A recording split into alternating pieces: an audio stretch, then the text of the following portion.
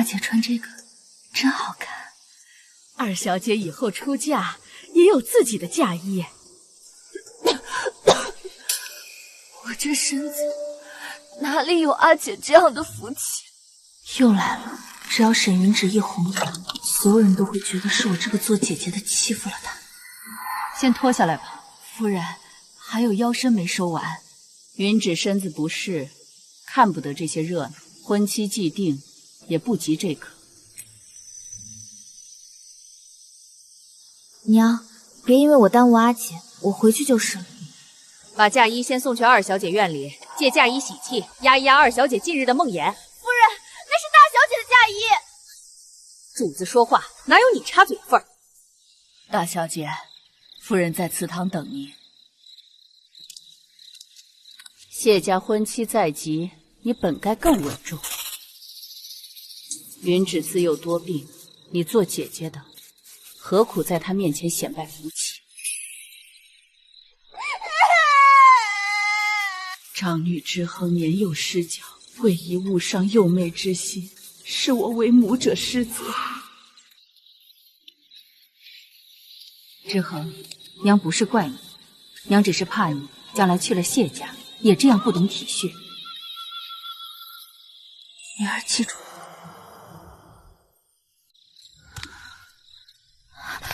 姑娘，您可算出来了，那嫁衣已经送到二小姐院里了。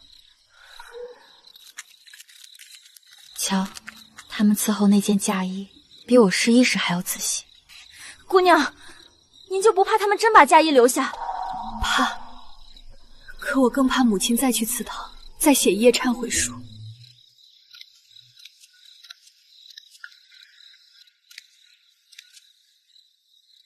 那本忏悔书是我从小到大挥之不去的噩梦。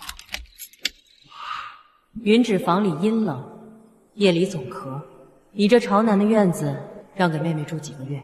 那我住哪里？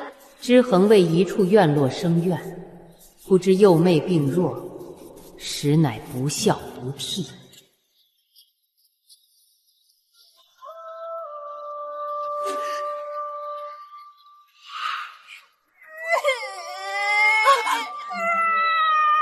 之恒恃才伤幼妹心，不知谦让，为母之过。从那以后，我便学会了看母亲的脸色，只要她一垂眼，我就知道该让。17岁了，谢家的婚期终于近了，等我嫁过去，至少不会再有那本忏悔书了。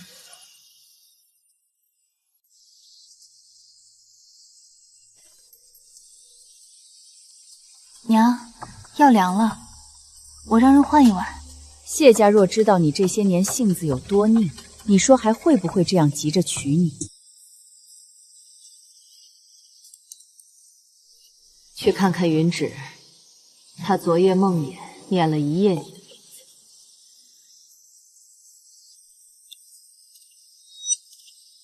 阿姐，我只是想看一眼，娘说借喜气，不是真的要穿你的。看完了吗？阿姐生气了。没有。阿姐，谢家真的很好吗？我听说谢老夫人最重规矩，谢公子也稳重。若我有你这样的福气，娘就不用天天为我担心了。老夫人说，两家多年情分，不愿把话说得难听，只是沈大小姐规训有亏，恐难担谢家宗父之责，这门亲还是罢了吧。谢家这是听了什么闲话？规训有亏，这4个字砸下来，是要彻底毁了我的名声吗？不是闲话，是贵府夫人亲笔。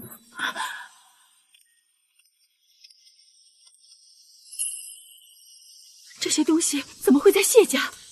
夫人，谢家也不愿信，可亲母所书又盖了私印，老夫人实在不能不慎重。谁拿出去的？先回屋。爹，那些纸是从祠堂出去的。我让你回屋！之恒，事情还没查清楚，你先别闹。我的婚事被退了，我的名声被母亲亲手写的罪状毁了，可他们现在却只怕我闹。谢家也没把话说死，听说还问了二小姐的生辰八字，真的假的？我亲眼看见周嬷嬷是命人去了二小姐院里。谢家退了，转头就去问了沈云芷。原来如此，原来如此。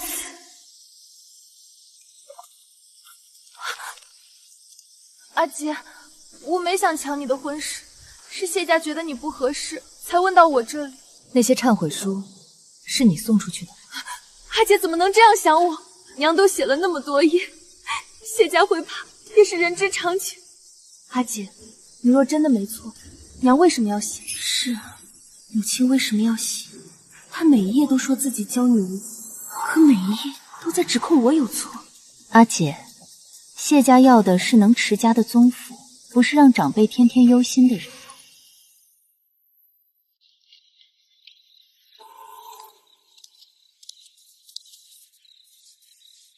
娘，您知道是谁拿出去的？还在查？不用查了，是云芷。你没有证据，不要胡说。那您为什么不问他？之恒，谢家已经退了你，若再闹开，云芷的名声也毁了，沈家也毁了。原来母亲什么都知道，只是在母亲眼里，我这个被退婚的长女已经是个摔碎的杯子，扫进角落就好。而沈云芷还能嫁，沈家就还能遮。放下。为什么每一页错出来都要写我？因为你是长姐，长姐就一定有错吗？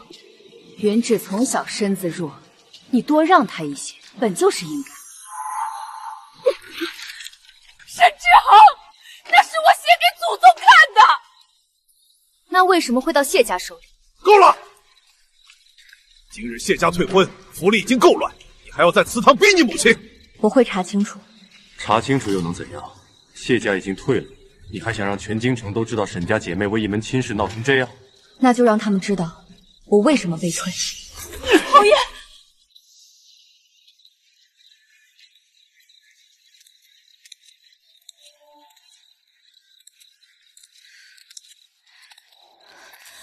姑娘，我们怎么办？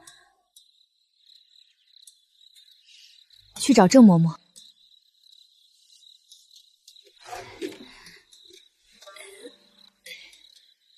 姑娘，奴婢原本想等您出嫁后再给您。6岁那年，沈云芷夜惊高热，不是受惊，是安神汤用错了药量。当年二小姐的奶娘贪省事，把安神汤熬浓了。夫人查问出来时，奶娘在院子里磕头求饶，可偏偏那时候，二小姐闹着要您的玉佩，您没给。夫人打发了奶娘，转头就让秦嬷嬷在祠堂点了烛，那是夫人写下的第1页忏悔书。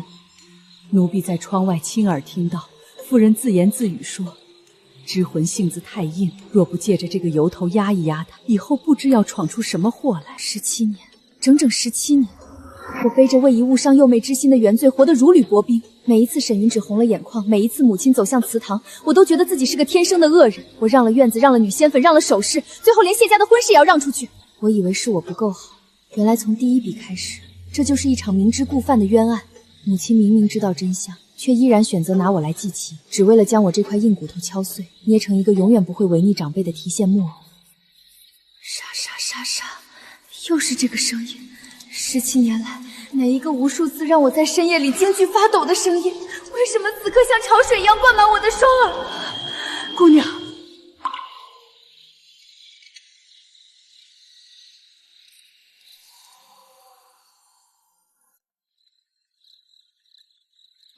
母亲曾说我这副长相生得太丽，不如沈云芷柔婉讨许。可外祖母留下的这块玉佩刻着我的名字，我退让了半生，如今我不会再低头了。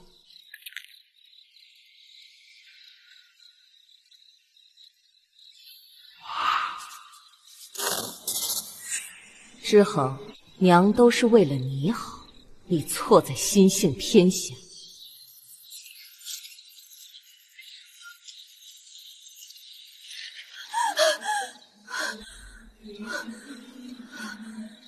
又是这个声音，沙沙沙沙。为什么这声音像针一样，顺着耳道一点点插进我的脑子里？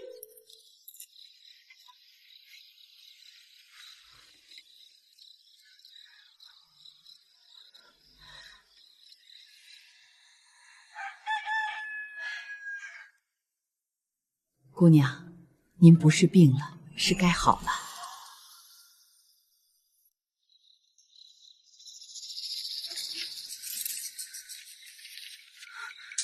怎么会这样？6岁那年玉佩的底稿，8岁那年让院子的底稿，还有几张最近才写进去的，都没了。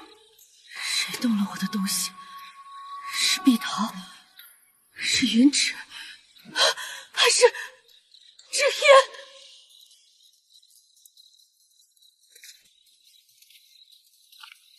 母亲深夜召女儿来，可是身子不适。谢家退婚的帖子，你父亲已经锁进书房了。你妹妹这几日夜里总是哭，觉得是她连累了你。你这做姐姐的，心里可有怨？谢家既然退亲，便是两家缘分已尽。女儿不敢生怨。是了，这个女儿是被我亲手敲打了17年教出来的，她怎么可能敢反抗？你是个懂事的，退下吧。那些少掉的纸，定是云芷那个不懂事的丫头偷偷拿去给谢家看了。母亲，您以为您真的掌控了我吗？长女之恒，闻退婚而不怨，进退有度，使之我17年严加教导之功不起。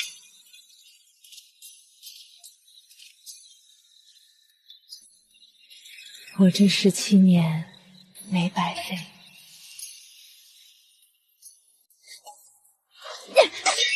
找不着就去告。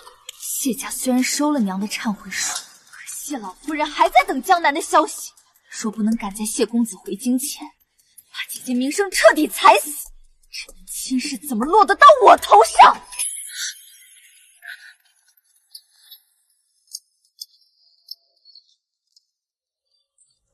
姑娘，奴婢刚才在角门听见了，二小姐正急着捏造新错处呢。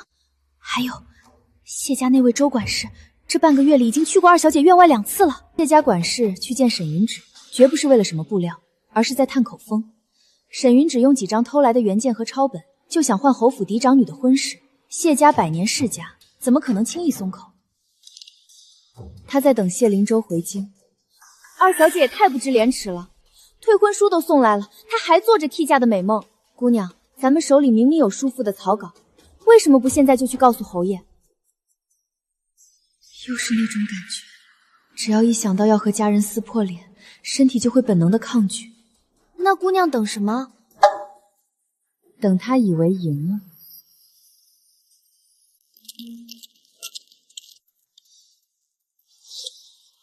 大小姐，李老，当年的药案，郑嬷嬷已经给我了。奶娘熬错了药，我母亲为了遮掩，也为了借机训诫我，让您改了脉案，说是受惊。这笔账，我今日不是来追讨的，我只要您亲笔写一份证词，按上您的手印。老朽这17年夜夜睡不踏实啊！大小姐，当年是老朽贪图夫人赏的那点封口费，老朽有罪。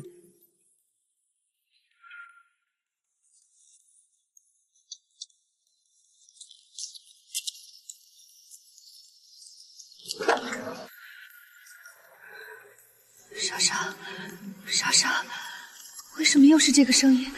这股味道太像祠堂了。姑娘，您怎么了？沈姑娘，我家公子正在快马加鞭赶回京城的路上，公子命小人日夜兼程，先一步回京，专程来给姑娘递一句话。公子说，退婚之事有诈，请沈小姐一定等他回京。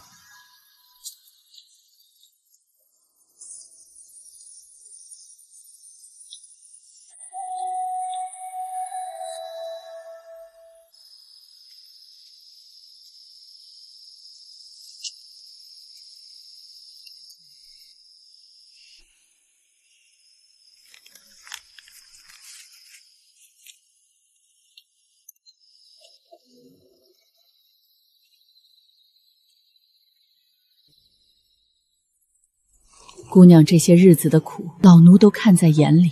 当年老夫人走的时候，也是这样一个倒春寒的日子。她拉着老奴的手，只说了一句话：老夫人说，温家这一辈唯有知魂最像我，可惜温氏心忙，以后必成这孩子的劫。若有朝一日知魂熬不住了，你便告诉他，不撞南墙不知回头。可若撞塌了南墙，外头就是海阔天风。17年了，母亲教我忍，父亲教我让，所有人都说我性子太硬会吃亏，只有外祖母隔着生死和岁月告诉我像他，我没错。姑娘，老夫人的话我信，你也可以信。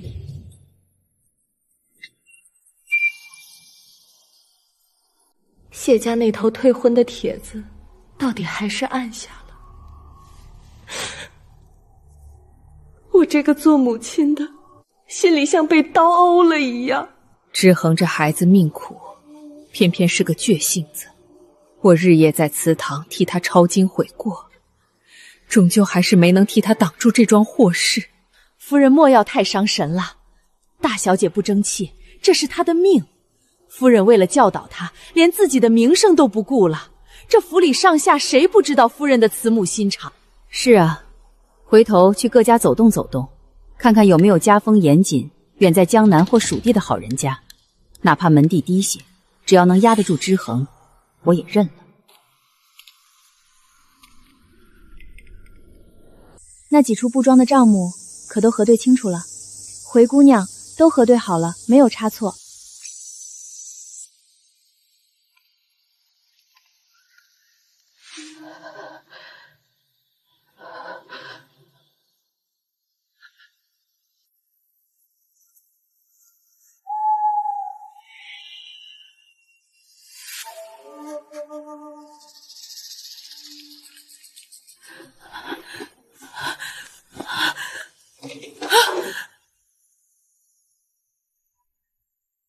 造孽啊！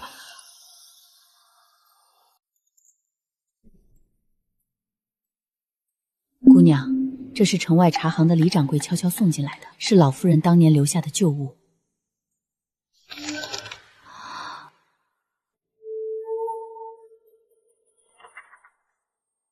原来如此，17年来，他们一边用忏悔书将我钉在不孝的耻辱柱上，一边心安理得地用着我的钱。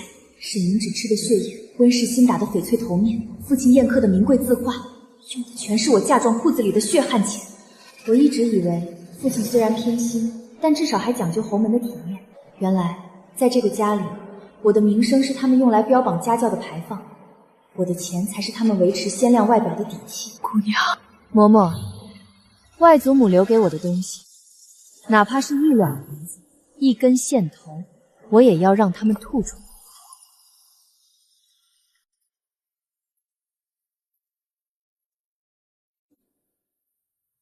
他原是不肯开口的，听说奴婢是老夫人的人，这才从箱底翻出了这封信，说是当年被夫人赶走前，本想托人递给老夫人的，可惜一直没寻到机会。主子明鉴，二小姐的药是奴婢自作主张多放了2钱安神草，与大小姐不给玉佩毫无干系。夫人打骂奴婢，奴婢认罚，但求老夫人救奴婢一家老老小小。6岁那年，奶娘在院子里磕头求饶，母亲却在祠堂点起烛火，写下忏悔书。原来母亲不是不知道真相，她恰恰是因为知道真相，才觉得这是个天赐的良机，用一个下人的错，换来一个可以控制我17年的把柄。温氏，这就是你素来标榜的大公无私。为了控制我，你竟然连真相都可以抹杀。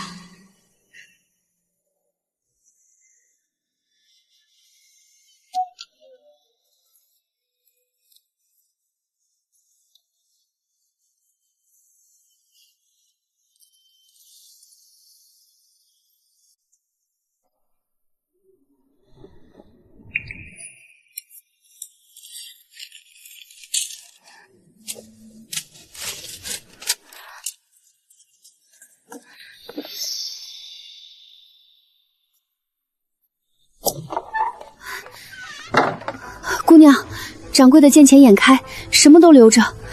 奴婢花了1片金叶子，把二小姐身边的碧桃这几个月送去抄写的底稿废料全翻出来了。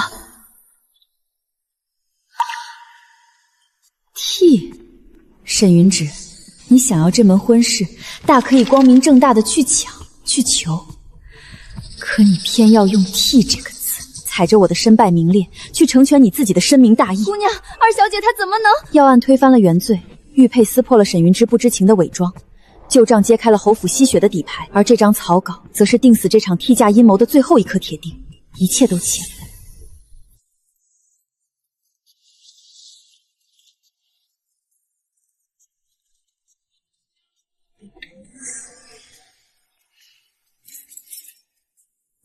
好了，等家宴。谢老夫人这几日身上不好，怕是为这退亲的事伤了神。我这做长辈的，只觉得对不住人家。母亲慈悲，既是谢家主动退的亲，母亲倒也不必替人家操心。这算什么回答？不顺着我的话请罪，也不发火辩驳。从前我只要稍微冷下脸，他就会立刻跪下认错。可现在，眼里竟然没有了对我的恐惧。长女姓梁，不知感念长辈忧心。我应该这样写他。不对，我的指责必须建立在他还在乎的基础上。如果他根本不在乎自己是不是姓梁，我写这些还有什么用？17年了，这是我第一次弄脏了纸。为什么？为什么他突然不看我了？为什么他不怕我了？不对，是他不对，不是我。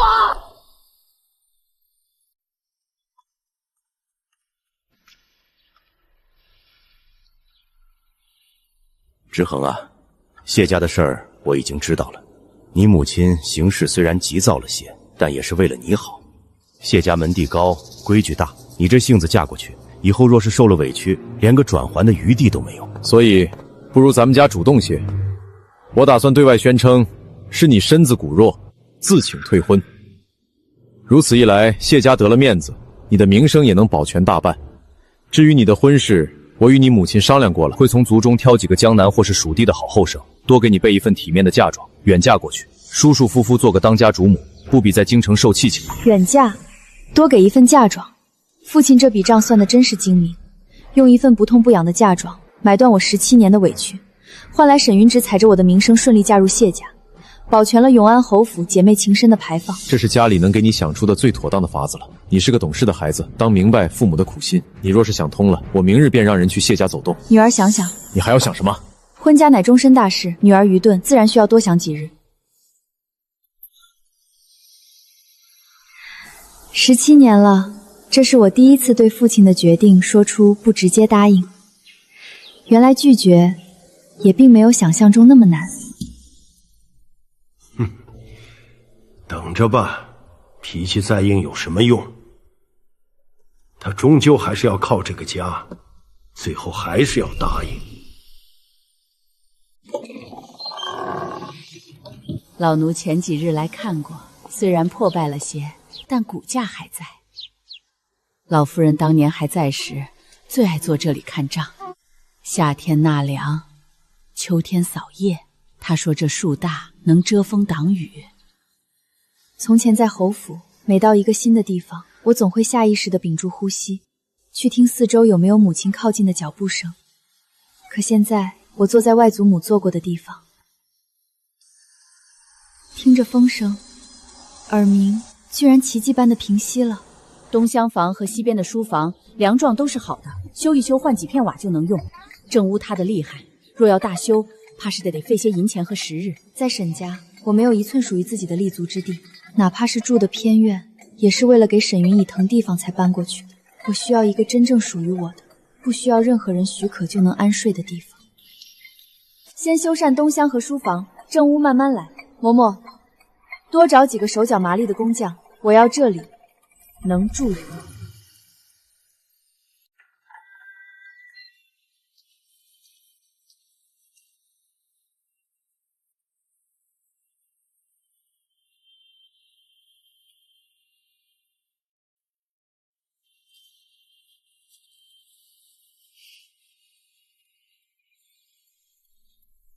智慧姑娘，这花儿配你。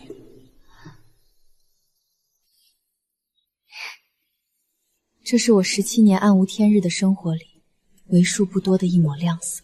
可既然我已经决定斩断前尘，感情这笔糊涂账就绝不能留下烂摊子。姑娘，这是……去找个稳妥的人，连夜把这个锦囊送去江南，交给谢灵州。姑娘，阿燕走的时候明明说了，谢公子正在赶回来的路上，他让您等他。您把这花送回去，岂不是告诉他您要断了这门亲事？您这不是正中了二小姐的下怀吗？谢家退婚是事实，谢灵州回京是查明真相，还我清白。至于婚事，那是另一笔账。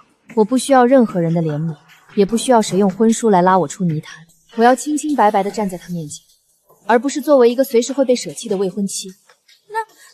那姑娘不写封信吗？总要留一句话呀。多余。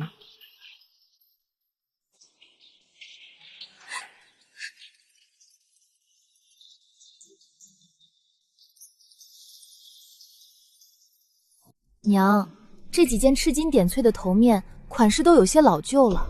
我想着谢家毕竟是高门大户，若是嫁妆里没有几件能压得住阵脚的老物件，怕是会被人家笑话底蕴不足。这有何难？侯府的宫库里，你看中什么只管去挑。宫库里的那些哪有外祖母当年留下的好？我听说阿姐库房里收着几套外祖母生前最喜欢的点翠首饰。反正阿姐以后是要远嫁江南的，那边的风气素来雅致，不拾荒这些贵重扎眼的。倒不如让阿赠与我，也算是咱们姐妹情深的一段佳话。你去把大小姐请来。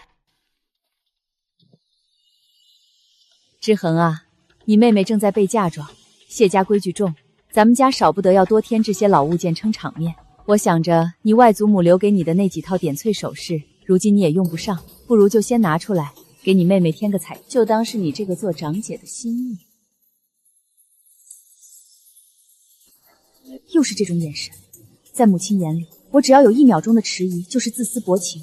感情这笔账，母亲永远只记进项不记出项，要我的首饰去贴补算计我的人，最后还要算作是我的不懂事。天下哪有这种两头吃的账？娘，那是外祖母留给我的。阿姐，你是不是还在怪我？我只是觉得谢家毕竟是公侯门第，若是没有好物件压阵，丢的是咱们沈家的人。我不要了便是，阿姐别生娘的气。从前这一声带着哭腔的阿姐，总能让我本能的退让，可这一次我不替你担了。沈云芷，你的戏我不接了。母亲若是没有别的吩咐，女儿便先告退了。外祖母留下的账册，今日还需核对。天哪，大小姐居然对婚说不了，这可是头一回啊！大小姐以前最是温顺的。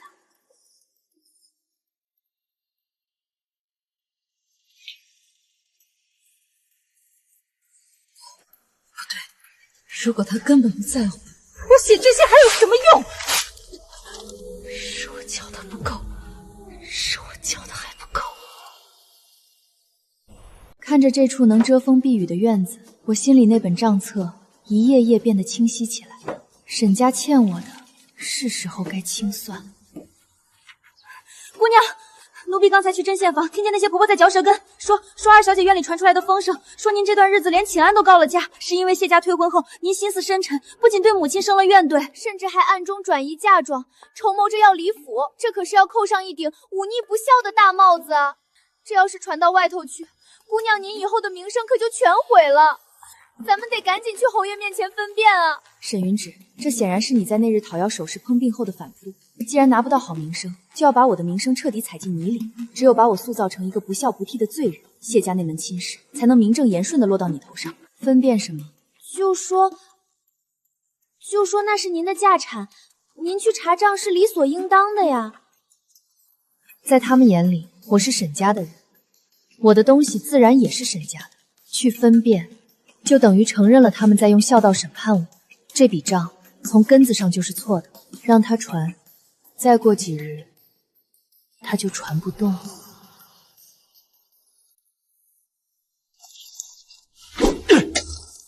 你胆子越来越大了！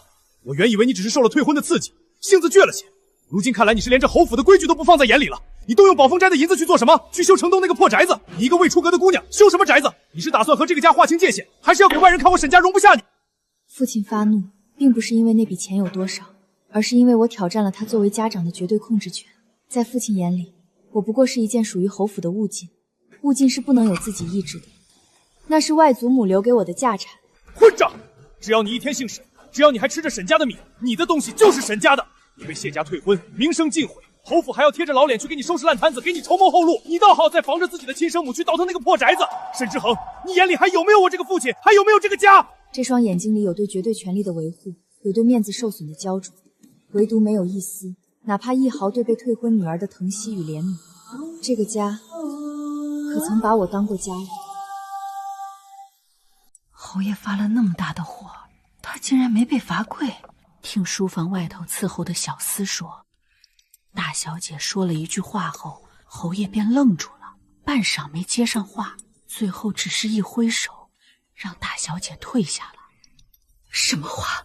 大小姐问，这个家可曾把她当过家人？他怎么能这么想？我日夜为他操心，甚至不惜自己背上教女无方的恶名，也要把他那些错处写下来，指望他以后去了婆家能知道收敛。他不仅不感恩，竟然还觉得我不把他当家人。去，把祠堂的钥匙拿来。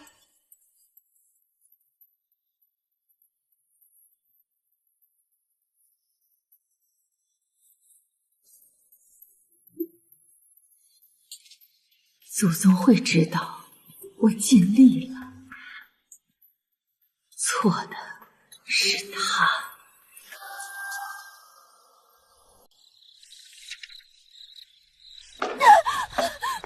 阿姐，你别走好不好？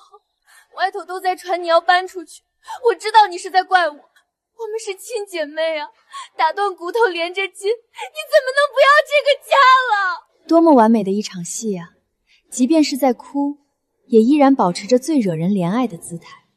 若是有外人在场，定要指责我这个做姐姐的铁石卵性。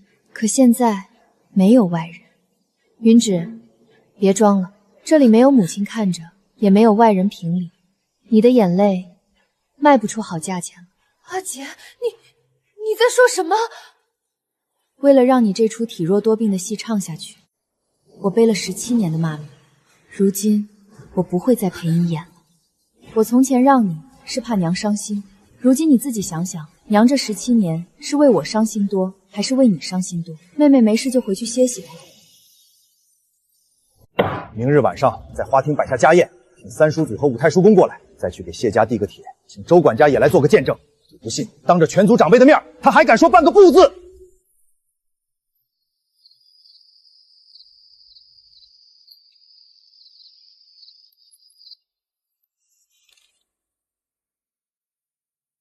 心跳得好快，哪怕我的理智再清醒，这具被规训了17年的身体，在面对即将到来的决战前，依然会本能地感到恐惧。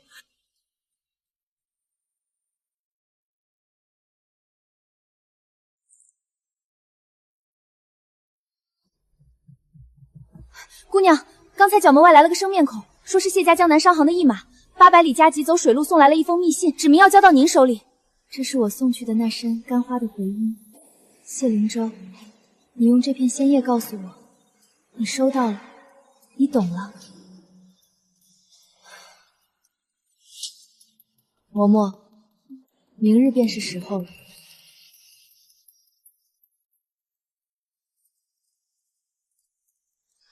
那只珠钗是我15岁生辰时外祖母送给我的。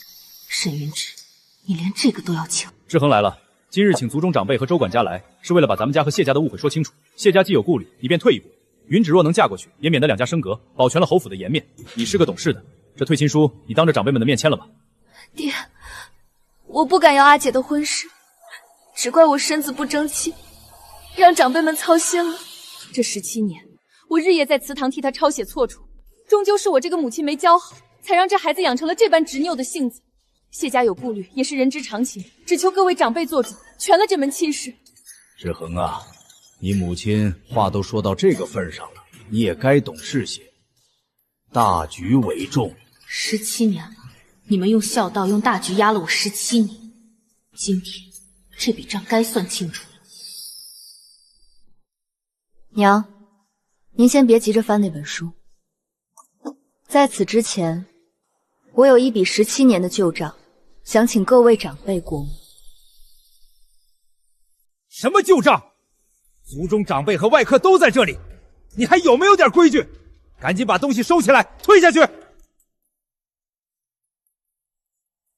6岁那年，妹妹深夜发高热，全府上下都指责我，说是因为白天妹妹想要我的玉佩，我没给，才害得妹妹惊惧发热。也就是那晚，我母亲跪在祠堂里，写下了这本忏悔书的第1页，白纸黑字记下我为一误伤幼妹之心。这17年来，这一页只像一块烙铁烫在我身上，让我时时刻刻觉得自己是个罪人。可这份要案是当年府医李老亲笔留下的，旁边这封信是当年被匆匆赶出府的奶娘，原本想求救于我外祖母，却被拦下的绝笔。真相是，当年奶娘贪图审视，熬药时多放了2钱安神草，致使妹妹药力过猛发了高热。母亲查明真相后，为了掩盖自己治家不严的过失，更为了借这个绝佳的机会来敲打训诫我这个所谓不服管教的改了卖案，硬是这口能毁人一生的黑锅，死死的扣在了只有6岁的我头上。你胡说！你从哪里找来的这些伪造的脏东西？我是你母亲，我10月怀胎生下你，我怎么会处心积虑去冤枉你？娘若是觉得是伪造，李老如今还在城东柳树巷开着药庄，长辈们现在就可以派人去对一对笔记，把人提来问一问便知。母亲既然如此大公无私，为何当年明知真相，还要在祠堂里点上蜡烛，把我的名字写进那本用来昭告天下的忏悔书呢？温氏，这纸上写的到底是不是真的？三叔祖、五太叔公，你们莫要听这孩子的一面之词。那时云芷虽然是用错了药，可他白日里因为玉佩的事受了惊也是事实。我不过是想着知云性子太拧，这才借着有等人自己教女不重的错，想要警醒他罢了。我一片慈母苦心，怎么到了他嘴里就成了刻意陷害？娘，您说您是在警醒，您说那本忏悔书写的是您自己的教女不周，那为何这17年来，每一页的开头都要先写上长女之恒4个字？为何6岁那年明明是奶娘的错，您不写下人失职，偏要写长女之红为一误伤幼妹？为何8岁那年明明是妹妹想要我朝南的院子，我不肯搬，您不写幼妹贪夺，偏要写长女之红不系？娘，您若真是觉得自己教女无数，为何从不肯在纸上写一句我不该偏心云芷？为何您所谓的悔过，字字句句定罪的却全是我？阿姐，你别逼娘了，娘这么做也是为了你好啊。沈云芷，你这条永远躲在母亲身后装可怜的毒蛇，终于自己爬出洞穴了。我等的就是这一刻。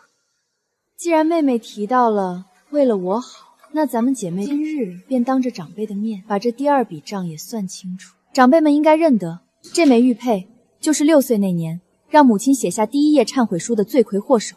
当时为了平息母亲的怒火，也为了保全侯府内宅的安宁，我将它让给了妹妹。这是我外祖母在我满月时特意寻了京中最顶尖的玉雕师傅为我刻下来，上面是我的名字。妹妹戴了它10多年，逢人便口口声声说这是娘给她的物件。她体弱多病，从来不知道这是姐姐的私物。碧桃，3日前城东金玉铺的掌柜递了话来，说有人鬼鬼祟祟的拿着这枚玉佩，出了10两银子的封口费，要让铺子里的师傅连夜把背面这4个字彻底磨掉。你去金玉铺办事的时候，你主子可曾告诉过你，那间铺子其实是我外祖母当年留下的产业？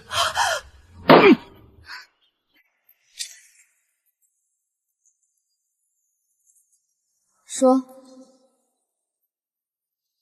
是谁给了你10两银子，让你去把我的名字磨掉的？是奴婢自己。是奴婢见2小姐日日游行姐姐的婚事，便想着若能把这玉佩上的字磨了，姐姐或许就不会那么难过了。一切都是奴婢自作主张，2小姐什么都不知道。碧桃，你这贱婢怎么能做出这种事？你知不知道这玉佩是阿姐的命根子？你这样做，岂不是陷我于不义？阿姐，你信我，我真的不知道碧桃会做这种蠢事，我是冤枉的。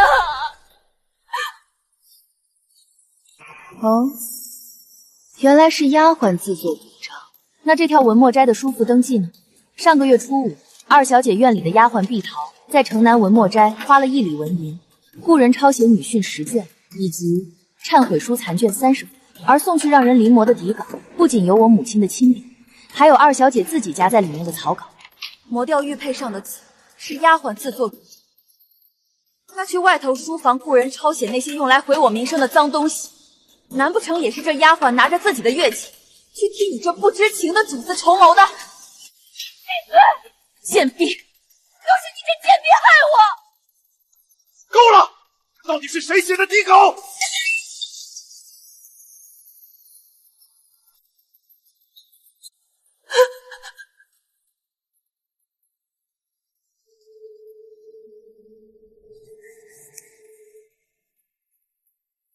长辈们且看，若谢家不弃，云只愿替姐姐全两性之好。不，这不是我写的，这是伪造的。是真是假，拿二小姐平日里的字帖来对一对便知。这诚心堂的纸，整个侯府也只有二小姐房里。阿姐，你为什么要毁我？谢家明明已经不要你了，你把这些抖出来，除了毁了我的姻缘，毁了侯府的脸面，你还能得到什么？你就是见不得我好。云芷，你拿我的名字换这门婚事的时候，你踩着我的名声去谢家摇尾坦言的时候，你可曾问过自己这句话？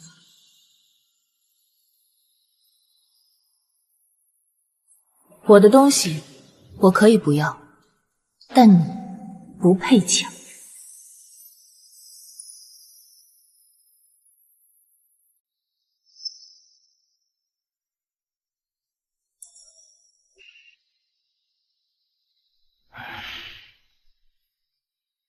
孽障！孽障啊！之恒这孩子生性就冷，骨头又硬，我若是不严加管教，不把他的错处一条条记下来警醒他，他之后嫁出门去，还不把天捅个窟窿？云芷是有些小心思，可他也是为了沈家的脸面啊！他身子那么弱，我不疼他，谁来疼他？我这17年，为了让他们姐妹和睦，为了让这个家平平安安，我没睡过一个安稳觉，我连自己的名声都不要了，去写那本忏悔书，到了最后，我竟然成了恶人！各位长辈，我才是这个家里真正受苦的人啊！文氏不是不肯认错，而是他那颗早已扭曲的心，真心觉得自己是个伟大的被误解的私女，他永远都不会醒悟。侯爷，谢家二公子到了。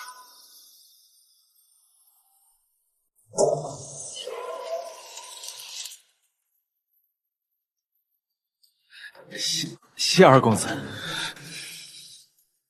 江南差事未结，怎么连夜赶回来了？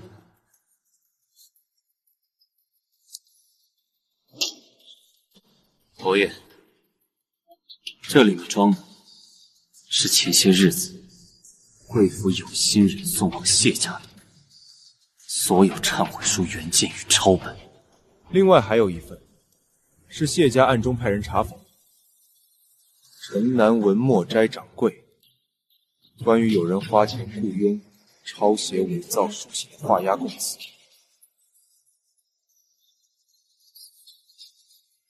谢家退婚是受小人蒙蔽，误信了伪造的赃物。此事我已向祖母禀明原委。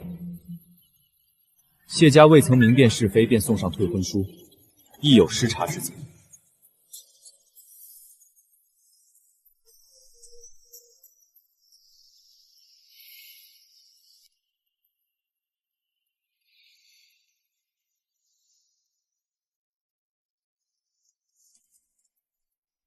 沈姑娘，这门亲事，只要你点头，谢家认认，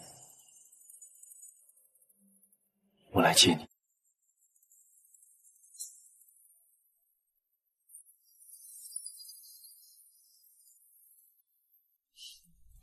谢公子的好意，我记下了。你连夜奔波为我送回清白，这份恩情，我知恨铭念于心。但这门亲事，我现在不想定。什么？你疯了吗？我今日站在这里，拿出这些证据，不是为了向谢家证明我有多清白，更不是为了抢回这门婚事，去向你们摇尾乞怜。我查这些，只是为了告诉你，我的名字不是你们用来标榜慈母孝女的垫脚石，我的骨血也不是你们用来填补私欲的筹码。我不是为了嫁谢家才要这亲姻。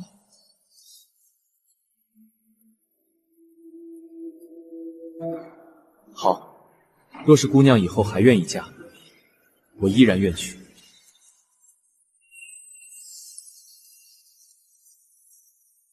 温氏教女无方德行有亏，自今日起在正院闭门思过，不得外出，亦不得插祭钟会。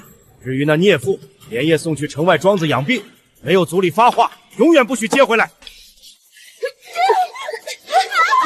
至于这家里的烂摊子，侯爷好自为之，在意。是。我没错，我都是为了他们好。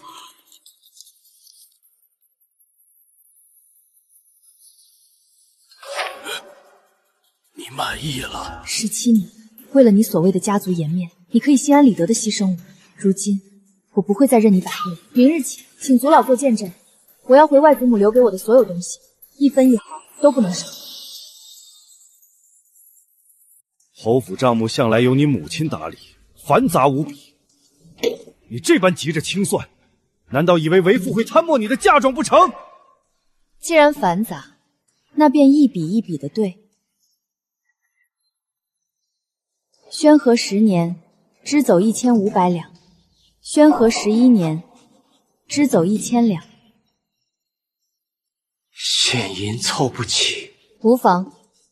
京郊玉泉山下有2处庄子，是侯府宫中最肥沃的田产，折价2万两，剩下的那1万两，父亲签个字据。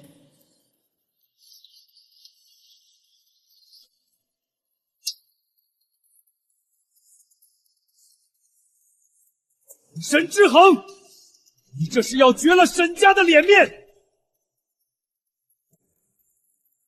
是你们先绝了我。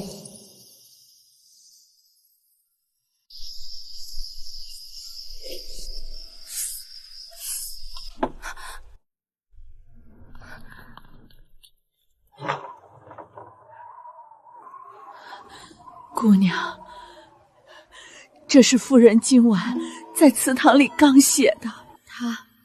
他这几日天天在祠堂里坐到天亮，他不吃不喝，只是对着祖宗牌位发呆。他不明白为什么姑娘连自己的家都不要了，为什么非要把事情做得这么绝。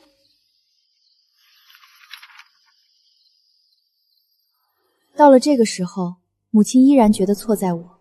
她搬离侯府是不孝，她查清账目是不念深恩，母亲依然固执地活在那个悲情故事里，死死抱着那块慈母的牌坊不肯撒手。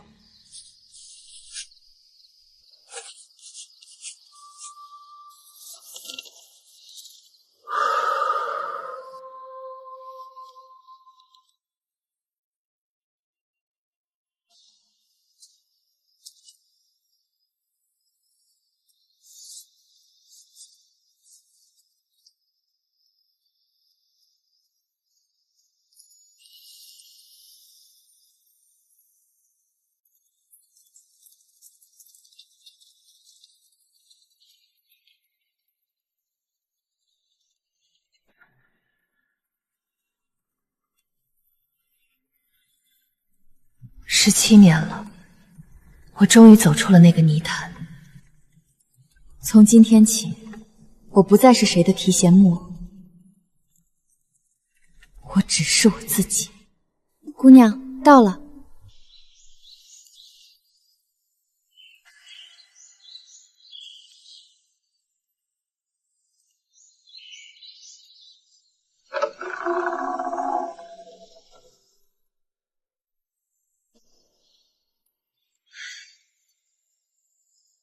先安置在东厢吧。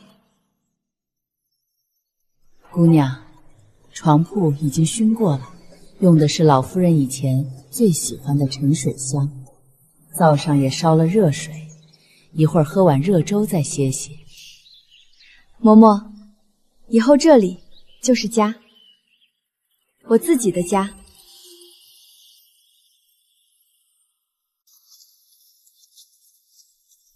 老奴有罪，老夫人当年将宝源交托给老奴，老奴却没能守住。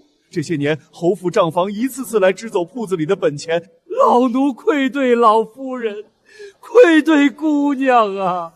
商道无情，外祖母留下的规矩不能废。不管什么原因，没护住铺子的利益就是掌柜的失职。起来吧，侯府用孝道压人，你一个外掌柜确实抗衡不了。过去的账我已经和侯府算清了。这是宝康斋近5年来的苗系，请姑娘过目。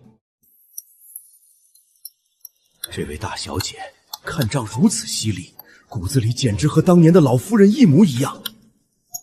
从今年起，宝成斋的账不进侯府，不报永安侯。铺子里的伙计有吃里扒外的，不管是谁的人，全数发卖。是东家。写了半个时辰的字，我的手腕竟然没有发抖，耳边也没有再响起那阵折磨人的沙沙声。我真的好了。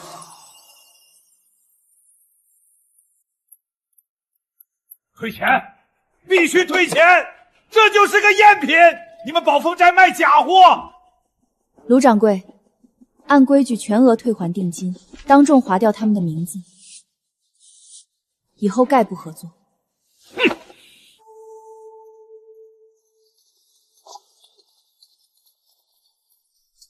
按原价，少一个铜板便送客。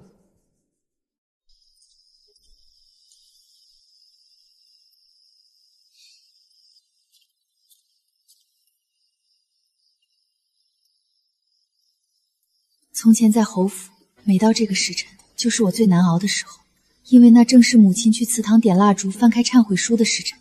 我总是会本能地绷紧身体，去听风里有没有传来那阵让人窒息的沙沙的笔声。是沙沙声，但那是树叶的摩擦，是自然的呼吸，不是那只能把我钉死在耻辱柱上的毛笔。那阵折磨了我许久的耳鸣，今夜真的没有出现。今日账平了，没出错。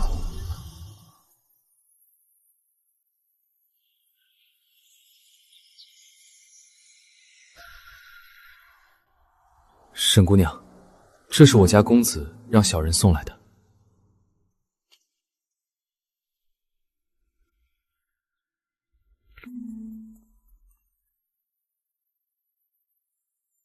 物归原主，由你处置。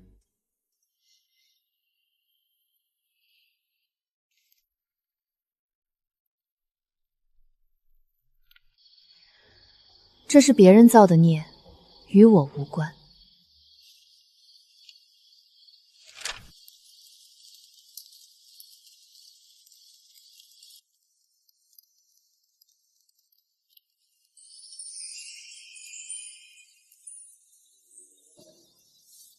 姑娘，那些原件什么时候烧？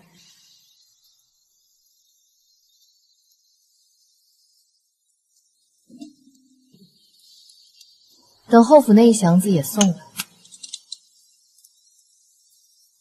要烧，就一起烧个干净。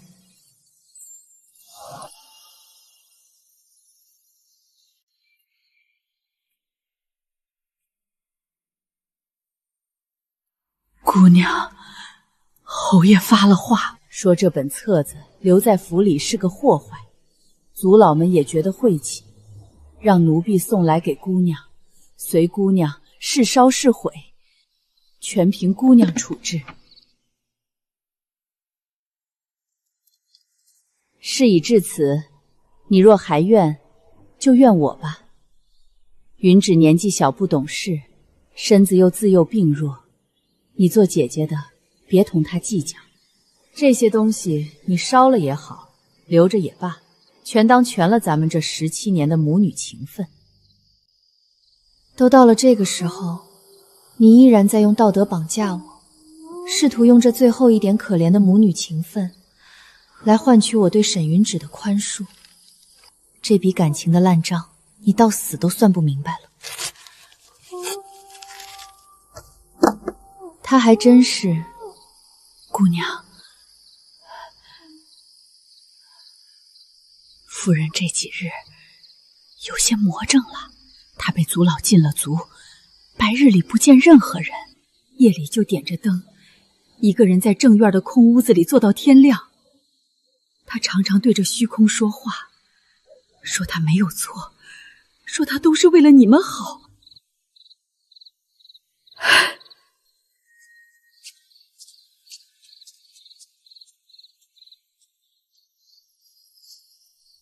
姑娘，这位秦嬷嬷跟了夫人30年，是个明白人，她怕是快要在那个家里熬不住了。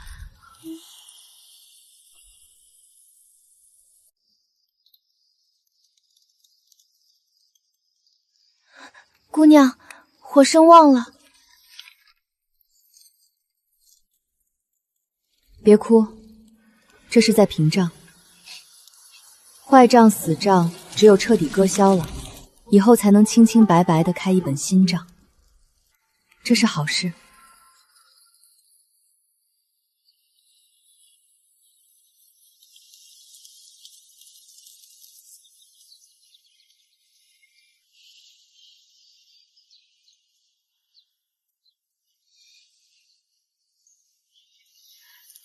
灰还没散尽，可我已经走出来了。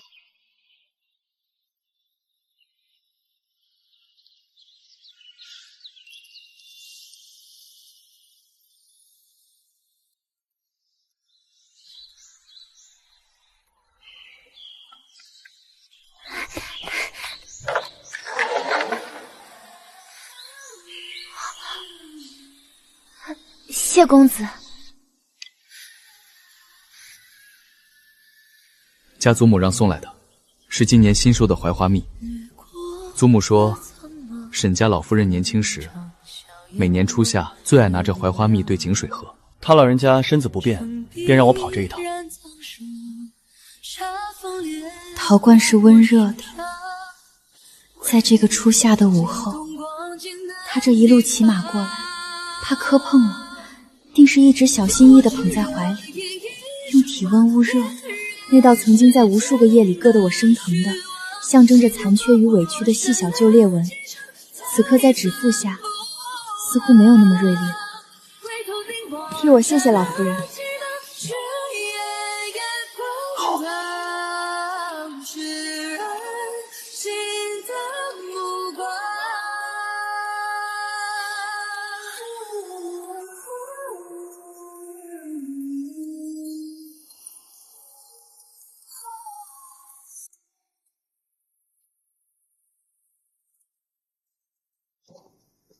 大侄女啊，听说你要查这笔旧账，你娘当年借给我周转的时候，可是说好了不给的。咱们到底是打断骨头连着筋的亲戚，你一个晚辈这般不近人情的催债，传出去怕是不好听的。温三爷既然提了亲戚情分，那咱们便按京中商行的规矩来算亲戚账。10年前借走本金3000两，按京中律规，商借最低月息1分5合，10年利滚利。抚息合计10400两。你这是放银子钱，你抢钱啊！白纸黑字，当年立下的借契上写得清清楚楚。若是不按借契算，那便是温家借侯府之名强取豪夺外祖母私产。温三爷，欠债还钱天经地义。您若是觉得委屈，我这就让人拿着借契去顺天府击鼓鸣冤，看看是温家的脸面值钱，还是这1万两银子值钱。沈大小姐，做事留一线。你对亲舅舅这般绝情，当真不怕遭报应吗？报应我早受过了，现在该轮到欠债的人了。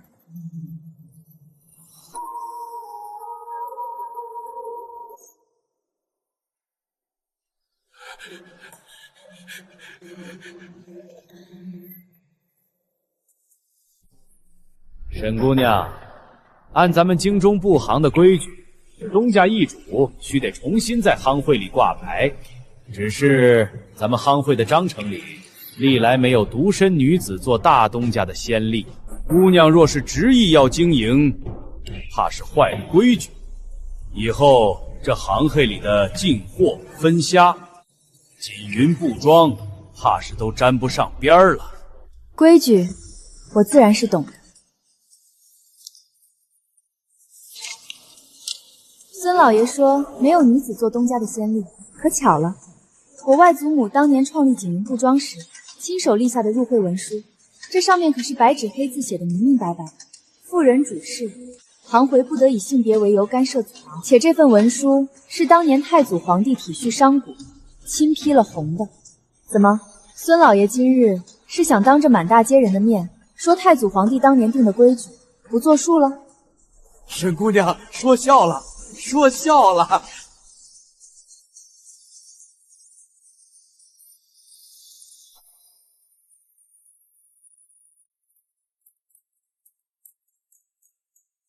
东家，您看这里，孙家的布庄这3年来，表面上虽然只报备了普通的苏锦买卖，但暗地里，他们借着货船的夹层，一直在走私江南织造局专供内廷的特级云锦。单是这3年偷漏的商税和预制的罪名，就不下2万两银子。孙老爷，你想用刚会的规矩压我，那我就让你看看大长朝真正的律法规矩。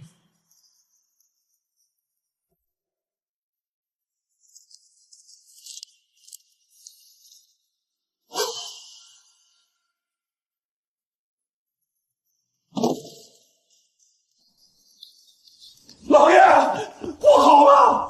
户部负责清查商税的官差带着封帖，直接查封了咱们在城外最大的2个库房。户部的清查来得太巧，孙家做假账做得极为隐秘，我能查到是因为动用了外祖母当年留下的旧人脉。户部的官差怎么会那么精准地拿到孙家库房的底单，而且偏偏卡在我送信的时辰动手？姑娘，奴婢今日去码头打听了，孙家的那份核心底单是温家那边露出来的。孙家前阵子为了屏障，曾给温家送过一份重礼，那份夹在礼单里的底单是侯府正渊里的秦嬷嬷悄悄托人递出去的。而拿到这份底单并赶去户部疏通关系调动官差的人，是谢家2公子秦嬷嬷、谢灵舟，他们竟然在暗中帮我。秦嬷嬷比我想象中更早做了选择。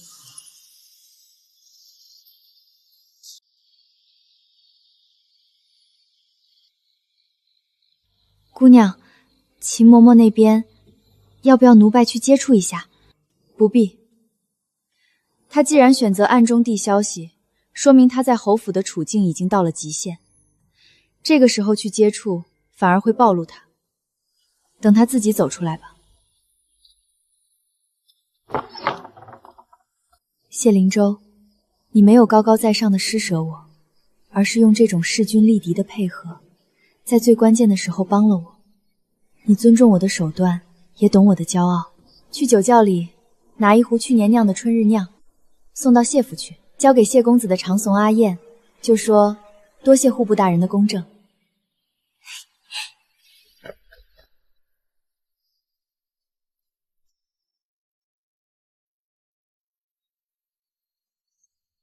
公子，沈姑娘派人送来的，没留信，只说了句多谢户部大人的公正。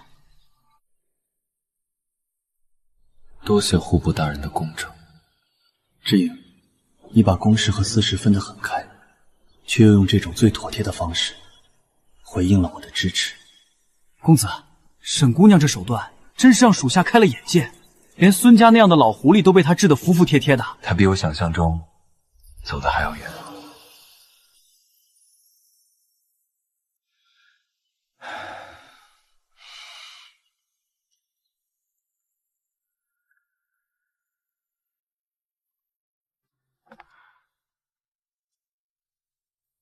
志恒，这段日子你在外头受苦了。家里最近周转不开，你手头那几家铺子既然盈利不错，先拿1万两出来，给家里救救急。等年底收了庄子的租子，就还你。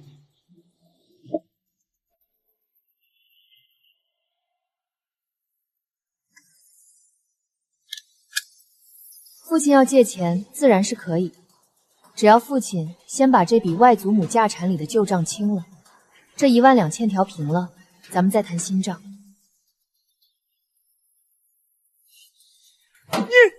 你这是逼你爹！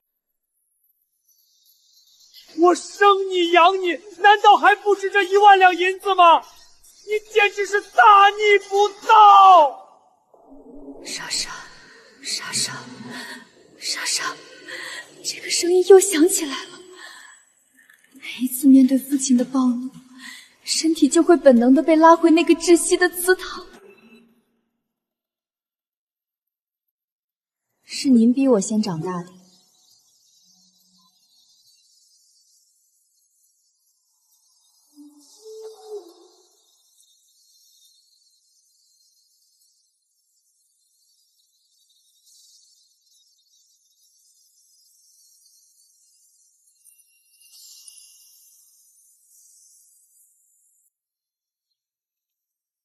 秦默默，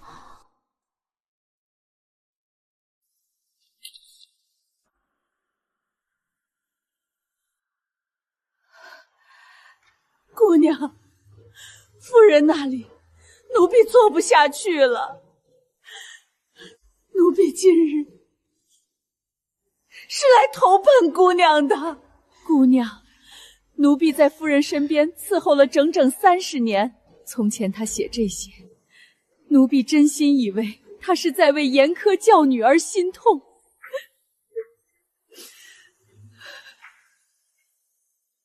直到去年冬天，奴婢半夜起来添灯，看见他写完一页，竟然没有像往常那样对着祖宗牌位垂泪。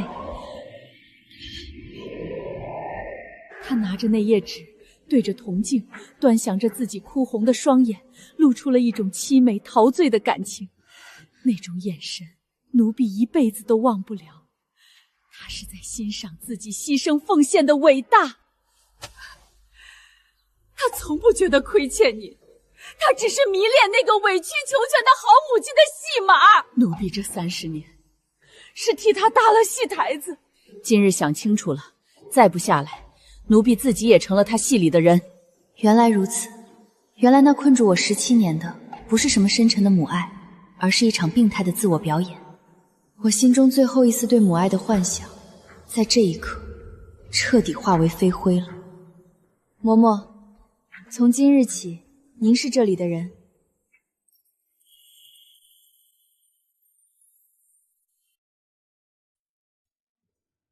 姑娘，侯府那边派了小厮来传话，说是夫人病得极重，恐怕熬不过这个冬天了，嘴里一直含混不清地念叨着您的名字。侯爷让小厮来问，您去不去看一眼？去与不去，姑娘心里有数就好，不必受那些虚伪孝道的绑架。那个曾经高高在上，用一支毛笔就能判我生死，把我钉在耻辱柱上17年的人，如今却瘫在床上，听到侯府夫人这些字眼，我本能的在等待，等待那阵让我窒息的沙沙笔声。没有，什么都没有发生，没有耳鸣，没有心悸，更没有那种被枷锁勒住脖子的恐惧。原来那座有所谓的慈母光环铸就的神像，早已经彻底崩塌了。我对那个女人不再有恐惧。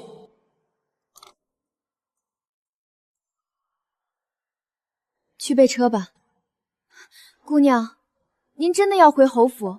侯爷那脾气，加上夫人那副样子，那毕竟是个吃人的火坑啊。您若是不想去，奴婢这就去把那小厮打发了。我去，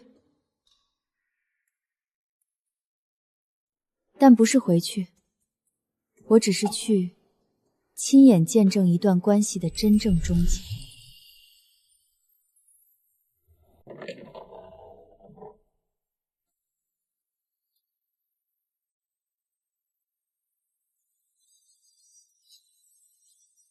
是好笔，我的笔，我要写知恒不详，我我要写制衡冷血，我要写这一切都是他逼我的。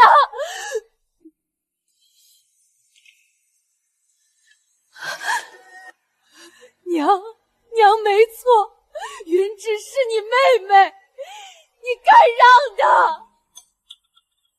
娘，我不会再觉得不配，你也不能再控制我了。这辈子我都不会再让。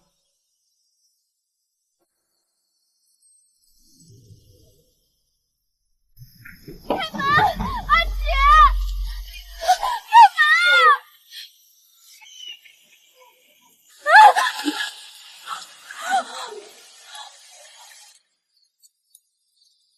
沈云芷，那个连别人大声说话都会受惊的娇弱妹妹，为了活命，竟然能藏在粪车里逃回京城。阿姐，救我！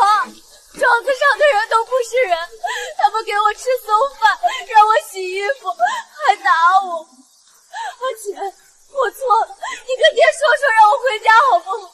回家？你不是一直想过那种众星捧月，不用受任何委屈的日子吗？庄子上的那些苦，不都是你曾经让别人替你吃过的吗？你早就盼着我有今天，对不对？你就是见不得我好。你这个冷血的怪物，难怪谢家不要你。沈云芷，你到现在还觉得是别人害了你，你的戏我早就看腻了。不，我从没盼过你有今天，我只是再也不会替你担了。青罗，去前头沈家的铺子报信，就说二小姐逃难来了，让他们派人接回去。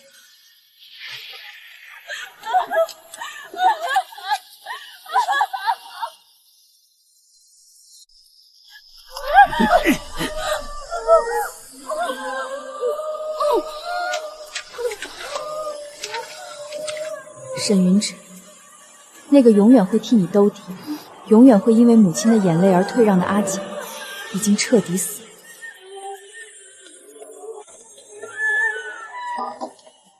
侯府那边，温氏熬过了这次病危，但太医说他这辈子都别想再下床，更别想再拿起那支笔。父亲沈佩因为那3万两的亏空和家里的丑闻，一夜之间白了头，连上朝都称了病。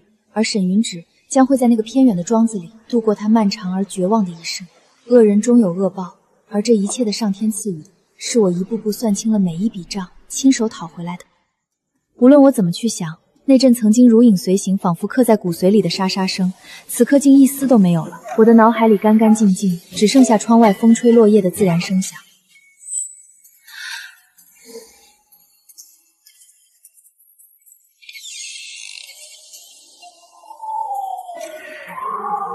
终于，听着这阵沙沙的扫地声，我的胸口不再发紧。这声音曾经是我17年噩梦的源头，但现在它只是一种最寻常不过的市井白噪音，透着一股让人心安的烟火气。姑娘，谢家老夫人来了。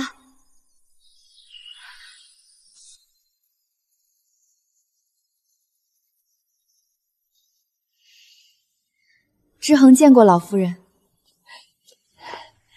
好孩子，快起来。这是京兆府刚出的红泥备案文书，当日谢家受小人蒙蔽，一纸退婚书伤了你的清誉。如今真相大白，我已让林州去京兆府备了案，将那规训有亏4个字彻底从你的名下抹了去。谢家欠你一个公道，今日老身亲自登门来还。名声、清誉，这些曾经像枷锁一样死死套住我的东西，如今在别人眼里依然重要，但在我这里早已经轻如鸿毛。老夫人言重了，谢家能明辨是非，知魂已然感念。至于公道，我已经自己讨回来了。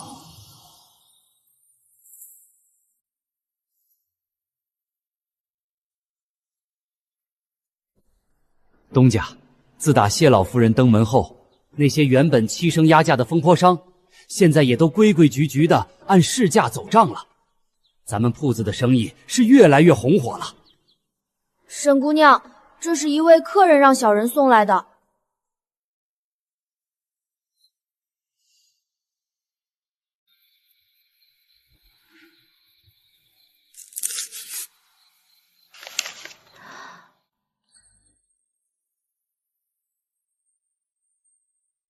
在这个礼教森严的世道里，女子想要活出一条自己的路太难了。写这封信的或许是一个同样被家族牺牲、被婆家退婚，或是正深陷泥潭里绝望挣扎的女子。我这离经叛道的一步，无意中竟成了那黑暗里的一点微光。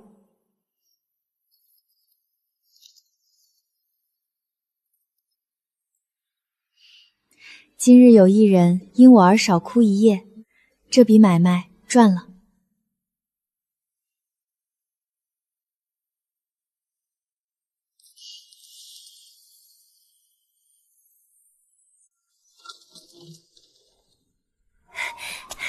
姑娘，谢公子来了。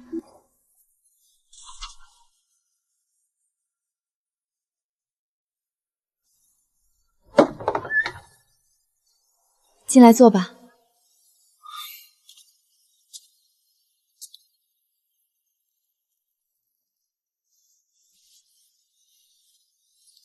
祖母说，你那件斗篷旧了，这件防风，夜里凉，背着。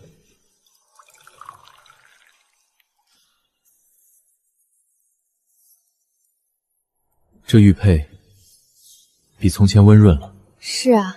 那道曾经在无数个夜里硌得我生疼的，象征着残缺与委屈的细小旧裂纹，经过这大半年的贴身佩戴与摩挲，边缘已经被肌肤的温度捂得平滑了，再也感觉不到刺痛。是我比从前温润了。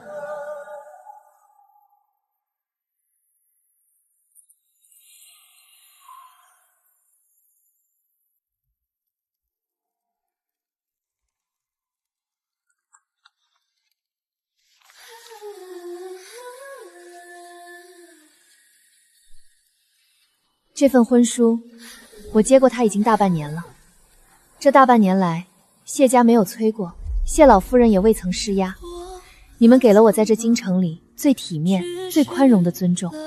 这婚书我先收着。我现在的产业才刚刚起步，温家的旧债、商会的刀难，虽然暂时平息，但京城的水很深。等我自己彻底立稳了，等我不需要未来少夫人这个身份做隐形的断牌时，我们再说定不定？我不要依附，我要的是两个独立且强大的灵魂，能毫无负担的并肩而立。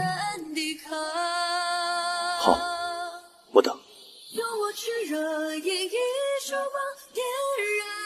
等不来也无妨。我把婚书给你，不是为了换得法印感恩图报，也不是为了用这纸契约来捆绑你。我是为你来的，不是为娶你来的。这两件事，你分得清，我也分得清。我这辈子最擅长算账，可是在这一刻，我忽然发现，心底那本算得清清楚楚的账册里，有一笔账是怎么算也还不清的了。这笔账叫懂得。沈清慈，无论你定不定，你都是好的。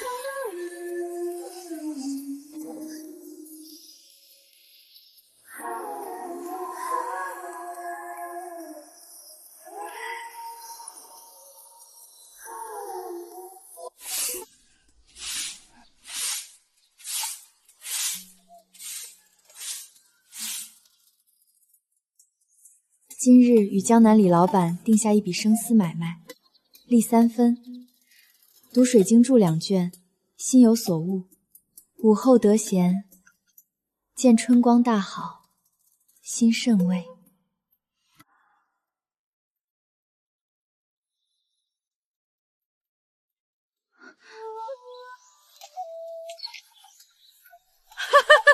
姑娘，谢公子来了。